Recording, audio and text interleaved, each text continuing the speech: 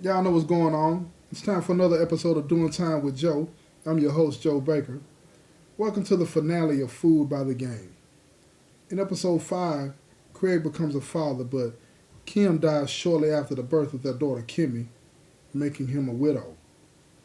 This pushes Craig to walk away from the game to pursue a life as a single father, leaving Reggie, Larry, and Bobby to run the operation on their own. Welcome to the finale of Food by the Game.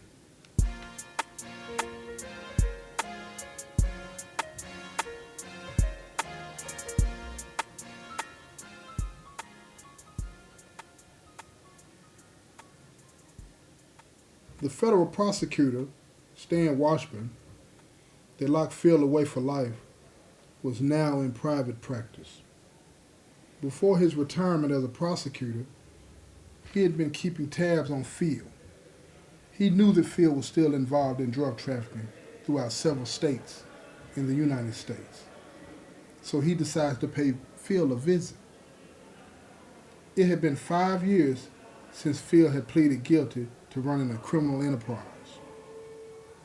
When Phil walked into the visitation gallery, he had no idea who would be coming to see him. His lawyers had long ago dropped him as a client. He was stunned to see the man responsible for him spending the rest of his life in prison sitting across the table.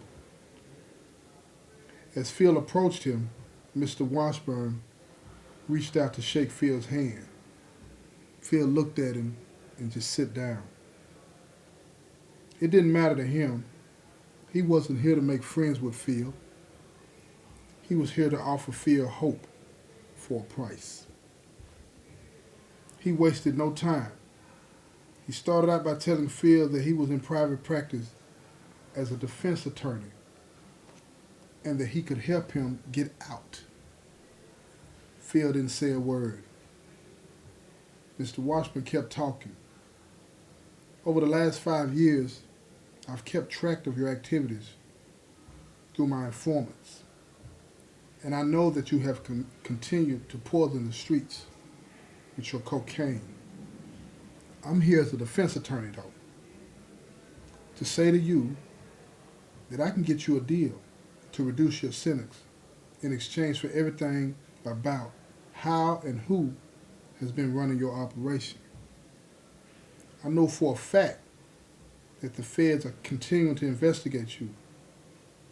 As their former boss, I was privy to that information. I also know that it will be years before they're able to bring a case that they can win. But if you can help them out, I'm pretty sure I can get your time reduced to 20 years. You could be a free man in 15.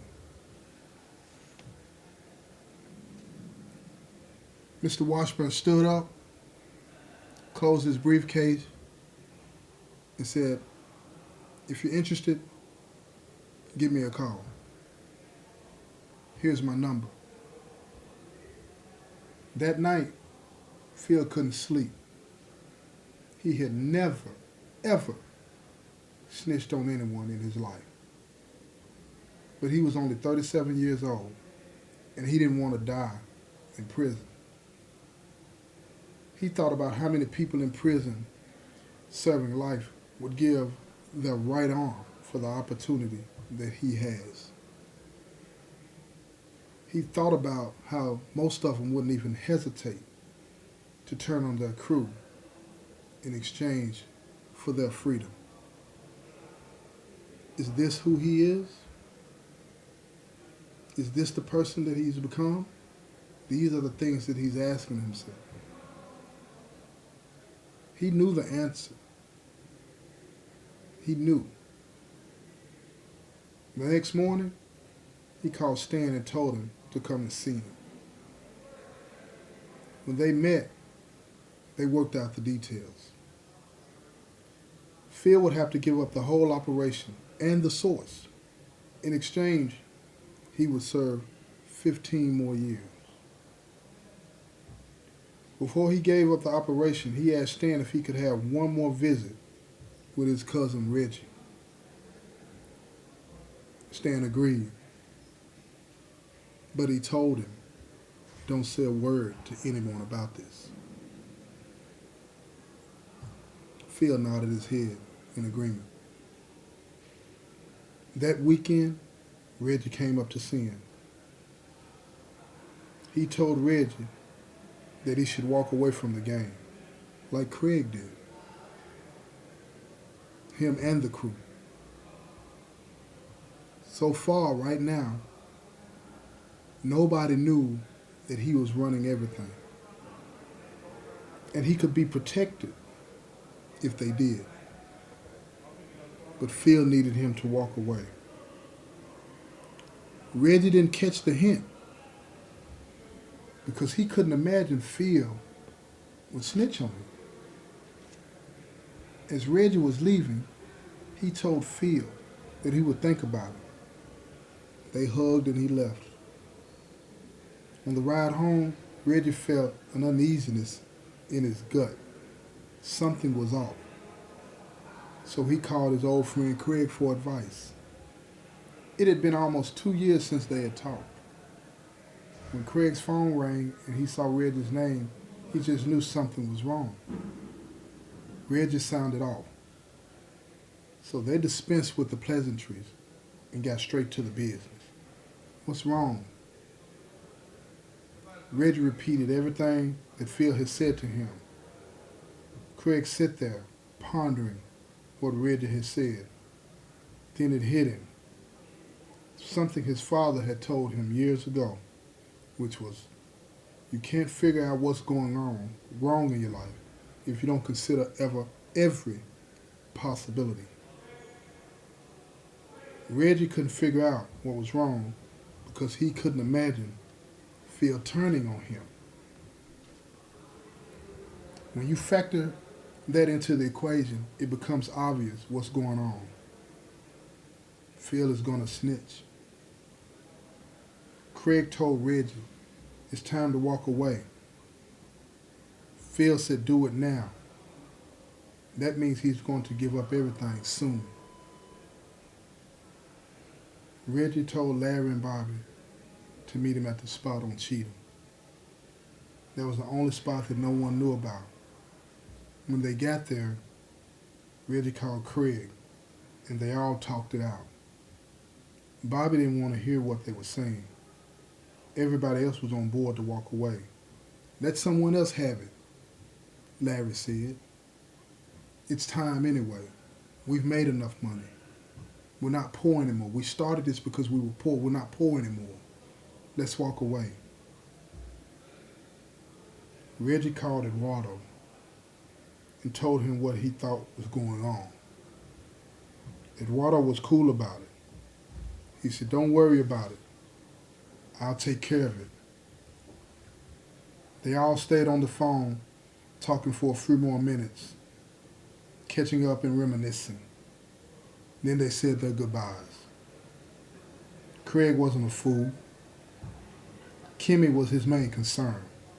So he walked to the beach behind his house and threw the phone in the ocean. If they wanted to talk to him again, they would have to come to him. The next morning, Reggie's mom called him and told him that they had found Phil hanging in his cell. Reggie broke down and started screaming and crying. He thought back to what Eduardo had said last night. I'll take care of it. This concludes season 1 of Fooled by the Game.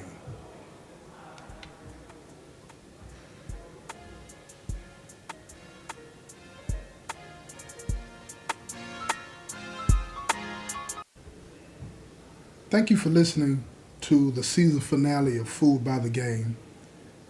In this episode, I wanted to show people how gritty and grimy the game can really be, plus what it can cost you emotionally, spiritually. Everybody in the crew wanted to walk away from the game except Bobby. What none of them calculated when they decided to start selling drugs was what it would cost them. Every decision we make requires a sacrifice, y'all. It requires a sacrifice from us. If we want a new car, that means what? We have to work hard. We have to sacrifice going to the gym to play ball. We have to sacrifice, laying up watching TV so we can put some extra hours in, make enough money, go buy a car, a house, or whatever. When we get involved with someone in a relationship, it requires a sacrifice. You have to give up some of your things that you want so that the other person will be happy and vice versa. If she wants to spend more time with you, you have to look at less basketball, football, baseball, and hang out with the guys. That is a sacrifice, y'all. And it's no different when you get involved in other things in life, on the nefarious side. We don't want to realize that. We don't want to accept that. Everything, every decision that we make, it requires a sacrifice from us. The years of pain that the crew was responsible for, it cost them. It cost them a lot. Something most people don't get in the game think about. They don't think about, what is this going to cost me if I do this? Ask yourself this question, y'all. I'm going to leave you with this. Would you commit a crime if you knew that it would cost the life of someone you love? Would you do that? Would you sacrifice the life of somebody that you love in exchange for wealth in a criminal way or any way? Think about that. This has been another episode of Doing Time with Joe. I'm your host, Joe Baker, and I say peace, y'all.